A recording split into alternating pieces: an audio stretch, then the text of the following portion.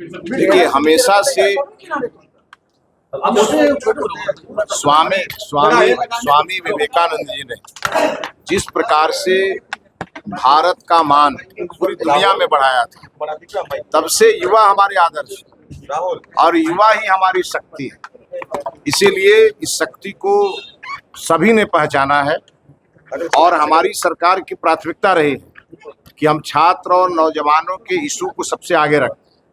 माननीय मुख्यमंत्री जी ने आज इसकी घोषणा की है कि हमारे सीनियर ऑफिसर और हमारे मिनिस्टर स्कूल कॉलेजों में छात्रों से भी संवाद करेंगे कि बदलती हुई परिस्थिति में उनके क्या डिमांड्स हैं और वो क्या चाहते हैं, क्योंकि समय बदल रहा है, समय के साथ साथ चीज़ें बदलती रहती हैं।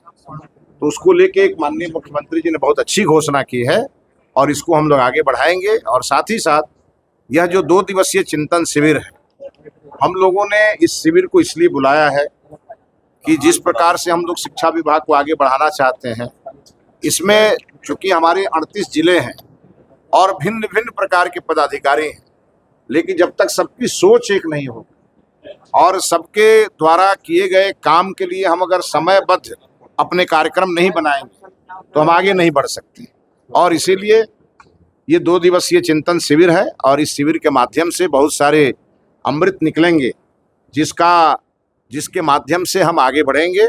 और साथ ही साथ माननीय मुख्यमंत्री जी ने 2 और घोषणाएं की हैं कि राज्य स्तर पर शिक्षा विभाग के लिए एक परामर्शदात्री समिति बनाई जाएगी जो समय समय पर शिक्षा विभाग को परामर्श देगी।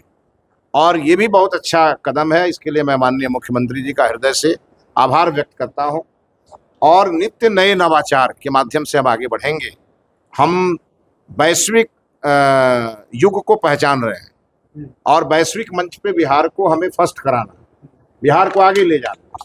उसके लिए चाहे वो डिजिटल प्रयोग हो, चाहे AI का प्रयोग हो, चाहे हमारे टीचर की कैपेसिटी बिल्डिंग का मामला हो, चाहे हमारे छात्रों के वेलफेयर का मामला हो, हम हर चीज़ों को कम समय में और आप देखेंगे त्वरित गति से आगे ले जाएंगे। मुख्यमंत्री जी ने ये भी कहा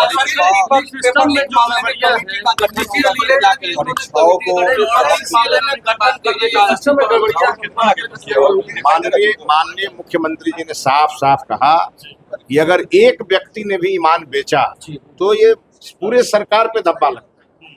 इसीलिए उसके लिए कड़े कानून माननीय प्रधानमंत्री जी ने बनाए हैं और उस कड़े कानून को बिहार में कड़ाई से लागू किया है। कमेटी बनाने के बाद, हाँ बिल्कुल, उसको इम्प्लीमेंट करने के लिए, नजर रखने के लिए, परीक्षा सुधारों के लिए, काम करने के लिए, आगे बढ़ने के लिए माननीय मुख्यमंत्री जी ने कहा है कि ये कमेटी बनाएंगे और पारदर्शी परीक्षाएं हमारी हो। और पूरी तरह से जैसे अभी नीट की परीक्षा माननीय प्रधानमंत्री जी ने कराई, उस हिसाब से बिहार की भी परीक्षाओं के लिए सरकार आगे बढ़ रही है।